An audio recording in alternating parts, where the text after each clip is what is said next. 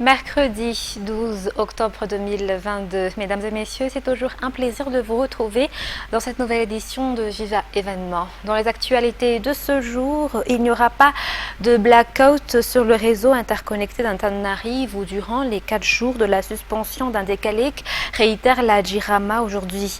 Il a été choisi pour le week-end pour procéder à un délestage tournant car c'est le moment où on utilise moins d'électricité selon les explications.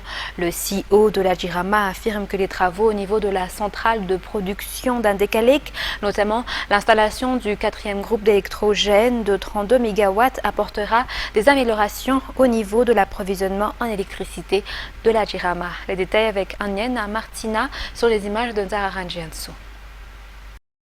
Au début, si la suspension de la production d'électricité d'un décalque était prévue pour 28 jours, qui est le délai d'installation du 4e groupe d'électrogène, cela a été réduit à 4 jours après négociation selon les responsables au sein de la Jirama. Cette semaine a été choisie pour les travaux pour éviter les dérangements au niveau des usagers selon les explications. Il s'agit de délestage tournant durant cette période de 4 jours et non un blackout selon toujours les explications de la Jirama aujourd'hui. La Jirama a mis en place une coordination avec les forces de l'ordre pour éviter d'éventuels cas d'insécurité durant cette période de délestage tournant selon toujours la Jirama. 8 sortes d'animaux ont perdu la vie dans le parc zoologique de Tsimbazas en fin de semaine. C'est la tuberculose, une maladie fréquente chez les animaux, qui est à l'origine de ces décès selon les explications du directeur général de la recherche supérieure scientifique au niveau du ministère de l'enseignement supérieur. Cela n'a rien à voir avec la nourriture selon les explications. C'est un reportage de Radra Manantatouf. Certains des animaux dans le parc de Tsimbazas présentaient des formes de maladies la semaine dernière. Des analyses ont été faites dès que les responsables ont remarqué quelque chose d'anormal. Sur les 135 lémuriens du parc, 56 ont été déjà dépistés. 12 d'entre eux présentent des formes de tuberculose et 8 ont perdu la vie. Tous les employés du zoo ont été également dépistés et aucun employé n'a été testé positif. Néanmoins, le parc reste toujours ouvert au public, malgré ces cas, mais des mesures ont été prises pour les visiteurs comme la distanciation sociale entre les visiteurs et les animaux. Un comité technique et scientifique a été mis en place pour examiner ces cas de maladie dans le parc de Tsimbazas, mais aussi pour protéger les animaux. Sur la page diverses, 6 voitures garées sur le parking d'Amboïda se sont tamponnées la nuit dernière après qu'une voiture en provenance de Saint-Michel, un pare-B, les ait percutées. L'un des véhicules a été complètement détruit. La voiture à l'origine de l'accident s'est enfuie et est actuellement recherchée selon la brigade des accidents. Reportage de Ruth Christelle Rakout-Malal et Yves Janel. Les habitants d'Amouidaï ont été réveillés par une forte bruit la nuit dernière vers 21h15. Lorsque Serge, qui habite près du lieu de l'accident, est sorti, il a vu 6 voitures qui stationnaient sur le parking endommagées et l'une qui appartient à son oncle a été entièrement détruite. D'après les témoins oculaires, une voiture 4x4 Terracan qui roulait à vive allure est à l'origine de l'accident. C'est la 3e fois qu'un tel accident se produit à Amboïdaï selon toujours Serge. Par conséquent, les résidents demandent à ce que des casseurs de vitesse soient installés sur cet axe qui est d'ailleurs devenu très fréquenté. Selon les informations reçues de la brigade d'accident, le propriétaire de la voiture Terracan est actuellement recherché. D'autre part, nos journalistes qui ont voulu interroger les responsables d'une compagnie d'assurance sur les conséquences d'un tel accident n'ont pas obtenu de réponse satisfaisante.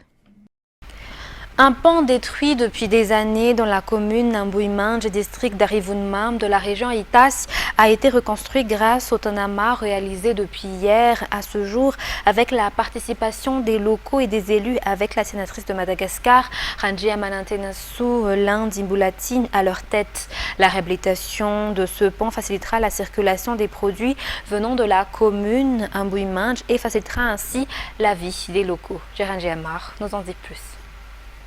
Les discussions entre la sénatrice de Madagascar, Lindimbulatine Arandja Manantenassou, et le maire de la commune, Nambouimange, M. Rakutonjasu René Fidèle a abouti au constat selon lequel la coupure d'un pont de 7 mètres dans le Fukuntang, Suanaville à Mernariv, est à l'origine de plusieurs problèmes dans le quotidien des habitants dans la commune d'Ambuimanch. Ainsi, la sénatrice de Madagascar, Anjemanantena Soulinde Boulatine, a remis 30 sacs de ciment et a initié le talamar pour la rénovation de ce pont. Les habitants de la commune d'Ambuimanch, répartis dans 24 Fukutang, peuvent maintenant circuler sans problème. Ils espèrent que de telles coopérations vont s'étendre dans plusieurs secteurs. Dans les actualités de ce jour également, le résultat du concours pour le recrutement des élèves policiers est sorti hier. Ils sont 1450 à avoir réussi ce concours. Les élèves commissaires et officiers suivront une formation pendant 2 ans au sein de l'ENSP IVAT. La formation durera 1 année pour les agents et les inspecteurs de police au sein de l'ENIAP Intirabé. Les détails avec Fena Hakouzarsoul et Jaïkhan Jemar. Le résultat du concours pour être élève policier pour l'année 2021-2022 est sorti officiellement hier. La première étape de ce concours s'est déroulée au mois de juillet 2022 et la seconde au mois de septembre. Les candidats lors de la seconde étape étaient au nombre de 1886 et 1450 d'entre eux ont réussi. Parmi ces derniers, 30 sont des candidats pour le poste de commissaire de police, 50 pour être officier, 220 inspecteurs de police et 1150 pour être agent de police. Les admis à ce concours subiront un contrôle médical de modèle 3 ou CM3 auprès des hôpitaux avant la poursuite de leurs études au sein des écoles nationales, selon les explications de Rakut Numezanar Henri Fid Malal, chef de service central du recrutement. La rentrée pour les élèves commissaires débutera ce 30 octobre 2022 à 14h à l'ENSP IVAT et à 9h pour les inspecteurs à l'ENIAP. Le 6 novembre 2022 sera la rentrée pour les officiers à 14h à IVAT et à l'ENIAP à 9h pour les agents de police selon toujours la police nationale. 2 jeunes filles qui ont été envoyées clandestinement sur l'île Mayotte racontent ce qu'elles ont vécu et ce qu'elles ont enduré loin de l'accord qu'elles ont conclu avec les personnes qui les ont envoyées à Mayotte. Ainsi, elles ont été forcées de se prostituer alors qu'elles ont payé 4 millions d'ariars avec la promesse d'un emploi. C'est Jahan Janas qui nous en dit plus. Ces 2 filles ont fait partie de celles qui ont été envoyées clandestinement sur l'île Mayotte. C'est une de leurs amies qui leur a promis un emploi à Mayotte dès leur arrivée. Le coût de leur envoi à Mayotte est de 4 millions d'ariars, une somme qu'elles ont déjà payée à l'avance. Elles étaient 20 à avoir payé chacune cette somme avant de quitter Mbans le mois d'août dernier. Une fois arrivées à Mayotte, l'emploi promis n'existait pas. Elles ont été forcées à se prostituer pour avoir de quoi manger. La gendarmerie qualifie cette situation comme un trafic d'êtres humains. Il y a même des personnes qui vivent et qui gagnent leur vie avec, selon les informations des gendarmes de la compagnie d'Ambans et de Nousbé. Environ une vingtaine de jeunes filles embarquent à chaque vol vers l'île Mayotte. Depuis déjà 6 mois, une opération spéciale a été menée par le groupement de la gendarmerie de la région Tiana pour réduire et empêcher ce trafic de personnes et il y a déjà eu des résultats. Jusque-là, chaque semaine, des ressortissants malgaches sont rapatriés de l'île Mayotte, selon les explications de la gendarmerie. Dans les informations de ce jour également, les notables dans le district d'Ansui, assistés par les autorités locales, ont effectué un rituel appelé Dzour, qui consiste à demander la bénédiction des ancêtres. Ce Dzour, qui a eu lieu le week-end dernier, a été effectué après les diverses tragédies qui ont frappé le district depuis quelque temps, selon les explications. Jean-Claude Anjemalal. Le district d'Ansui a été le théâtre de plusieurs tragédies qui ont coûté la vie de plusieurs personnes et la destruction de nombreux biens, selon la déclaration des notables locaux. Il s'agit notamment de naufrages de bateaux, d'incendies, mais aussi des épidémies. Ainsi, les notables ont décidé de laver la ville de toutes ces tragédies à travers l'organisation des rituels appelés Dzour, qui consiste à demander la bénédiction des ancêtres. Ce rituel s'est déroulé la fin de la semaine dernière, une culture typique de la tribu des Timieti. Malgré la mondialisation, La culture et les rituels ancestraux doivent être respectés et mis en valeur, selon le gouverneur de la région Sofia, car cela fait également la richesse culturelle de chaque région, souligne-t-il. Il est tout à fait possible de faire vivre en images des danses et des chorégraphies et les transformer en film, selon Viviane Rakoutoarvoun, une photographe professionnelle malgache. Plusieurs techniques doivent être maîtrisées selon les explications. L'assemblage de ces arts qui est la danse et les images fait la particularité de cette mère de famille. Reportage de Anienne Martina et Barnienne Denilson. Ce sont des extraits des images prises par Viviane Rakoutoarvoun que nous venons de suivre. Si elle a commencé dans la photographie en 2003, elle a commencé à s'ouvrir à la danse contemporaine en 2015. Montrer et faire vivre aux gens la danse et la photographie, c'est ce qui l'a poussée à pratiquer cet art selon son témoignage. La photographie n'est pas un métier facile, selon Viviane, mais tant qu'on la pratique avec maturité, rigueur et avec passion, c'est ce qui fait de tout cela un art. Viviane a déjà reçu le 2e prix de la meilleure photographie à Madagascar. Actuellement, elle expose ses œuvres à Andjar. Dans l'actualité sportive de ce soir, le championnat de Madagascar de football, 2e division, entre dans sa 2e étape. 12 équipes regroupées dans 2 groupes A et B vont passer cette 2e étape dans les stades d'Ambasimbaza, Fenerbahçe et Barikadi Mitouamas. Après la 2e étape du championnat, les 2 équipes leaders de chaque groupe vont passer à la 3e étape des poules des As, d'où sortira le champion de Madagascar de la 2e division nationale de football. Anzara Zonarville nous en dit plus. Du 14 octobre jusqu'au 23 octobre se tiendra le championnat de Madagascar de football, 2e division, qui verra la participation de 12 équipes. Elles seront réparties dans 2 groupes, les groupes A et B. Poule A, Tuamas Nsaramanjous Formation, FC Redouane, AS Saint-Pierre d'Alochamangour, Disciple FC d'Analamanque, FC Zouar de Vaknakarach, AS de Diana. Dans la poule B, Fenerbahçe, Relais Sport de Matsachamboun, CF et FC d'Analamanque, FC Zanagas, V7V, FC Menaranja, Anjoy, FC Rial, Menabe et AS Komato d'Antimonjefan. Ces équipes dans chaque groupe vont s'affronter et les 2 premières équipes de chaque groupe passeront au 3e et dernière étape qui est la poule des As. Les 2 premiers des poules des As passeront en première division pour la saison 2022-2023 qui débutera le 12 novembre prochain. Et en République démocratique du Congo, se dirigeant vers la fin de bras de fer entre autorités et médecins, c'est la question que se pose bon nombre de malades qui peinent à se faire prendre en charge. Les médecins congolais sont en grève depuis juillet.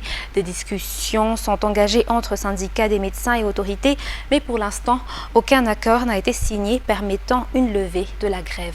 France 24 nous en dit plus. Aujourd'hui, ce médecin congolais ne fera aucune consultation. Vous voyez, les différents box sont encore fermés. Comme vous pouvez le voir sur les portes, les noms des médecins, donc c'est vraiment fermé. Comme de nombreux collègues, il a rejoint le mouvement de grève qui depuis 3 mois paralyse les hôpitaux publics. Les grévistes réclament la régularisation administrative de 6 000 médecins et une augmentation de salaire. Ça fait pratiquement 15 à 16 ans que je suis médecin. Jusqu'aujourd'hui, je suis au grade avec lequel j'ai été engagé. Donc je suis encore comme médecin interne et je suis payé comme médecin interne. Ici, à l'hôpital général de Kinshasa, seuls les patients qui ont besoin de soins d'urgence sont pris en charge. Un service minimum insuffisant pour les patients. Ce sont les infirmiers qui nous changent les pansements. Je souffre, je n'ai pas vu de médecin depuis 3 mois. Je n'ai pas l'ordonnance pour prendre mon traitement. Il faut vraiment que les autorités entendent les médecins pour que cette grève s'arrête.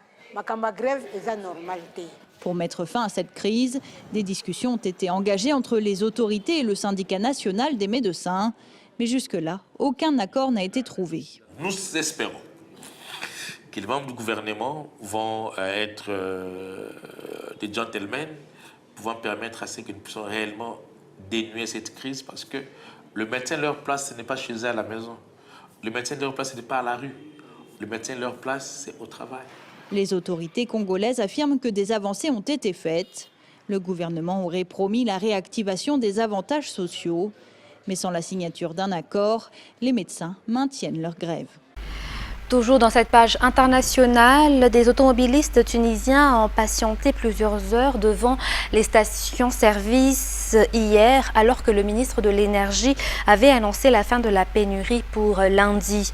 De nombreuses stations-service ont commencé à manquer de carburant durant le week-end en raison de la baisse des importations et de l'approvisionnement national, entraînant des files de voitures sur des kilomètres à certains endroits. France 24 nous en dit plus. Des files d'attente interminables, c'est désormais le parcours du combattant pour trouver du carburant dans la capitale tunisienne. Dans plusieurs stations, le plein est limité à 9 €, soit environ 13 litres. La situation m'affecte beaucoup. Quand je me lève le matin, ma seule préoccupation, c'est comment est-ce que je vais faire le plein, comment je vais pouvoir aller au travail et en plus déposer mes enfants et ma femme. Le travail est à l'arrêt, nos vies sont à l'arrêt, tout est perturbé. Ça fait 1 heure que j'attends à cette station pour faire le plein. La ministre de l'Énergie avait pourtant annoncé la fin de la pénurie lundi, grâce à l'arrivée d'un nouveau navire chargé d'essence à Bizerte, ville côtière du Nord. Elle a évoqué des problèmes de distribution au niveau mondial, mais elle a également pointé du doigt la frénésie des consommateurs tunisiens. C'est l'argument répété sans cesse par le président Kais Saied, qui accuse les spéculateurs et la ruée des consommateurs. Plusieurs produits tels que la farine, l'huile végétale, le sucre et même l'eau en bouteille sont désormais devenus des denrées rares. Et alors que le pays fait face à une inflation record, beaucoup ne peuvent plus se permettre d'acheter ces produits.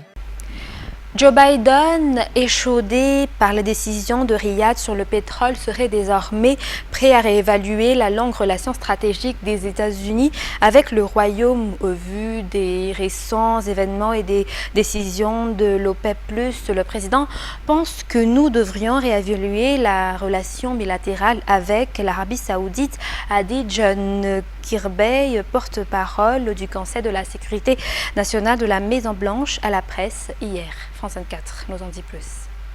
C'est un coup de tonnerre dans les relations bilatérales entre les États-Unis et l'Arabie Saoudite, alliés historiques depuis la fin de la Seconde Guerre mondiale. Le président Joe Biden a promis des conséquences pour Riyad, qu'il accuse de faire le jeu de la Russie. Depuis le début de son mandat, le président a été très clair sur le fait que les États-Unis ont besoin d'un autre type de relation avec l'Arabie Saoudite. Maintenant que l'OPEP a pris la décision d'aligner sa politique énergétique sur les objectifs de guerre de la Russie et contre le peuple américain, ce raisonnement est d'autant plus d'actualité. À l'origine de la colère de Washington, une décision de l'OPEP+, le cartel de pétrole mené par l'Arabie Saoudite et allié à la Russie, de réduire drastiquement sa production. Conséquence, le prix du baril pourrait s'envoler et donc garnir les caisses de Moscou. Un camouflet diplomatique pour Joe Biden, alors que ces derniers mois, lui et le prince héritier Mohammed Ben Salman avaient tenté de réchauffer des relations très tendues depuis l'assassinat du journaliste Jamal Khashoggi. De son côté, Vladimir Poutine a rencontré mardi à Saint-Pétersbourg le président des Émirats arabes unis, autre pays membre de l'OPEP. L'occasion pour lui de saluer cette décision. Nos actions, nos décisions ne sont dirigées contre personne. Nous ne le faisons pas pour créer des problèmes pour qui que ce soit. Nos actions visent à créer la stabilité sur les marchés mondiaux de l'énergie. La baisse de la production de pétrole doit commencer le mois prochain. Cette décision fait craindre une hausse des prix à la pompe, au moment même où le monde entier fait déjà face à une flambée généralisée des coûts de l'énergie. Mesdames et messieurs, c'est la fin de ce journal. Merci de votre fidélité. Sur ce, très bonne soirée sur notre chaîne. Au revoir.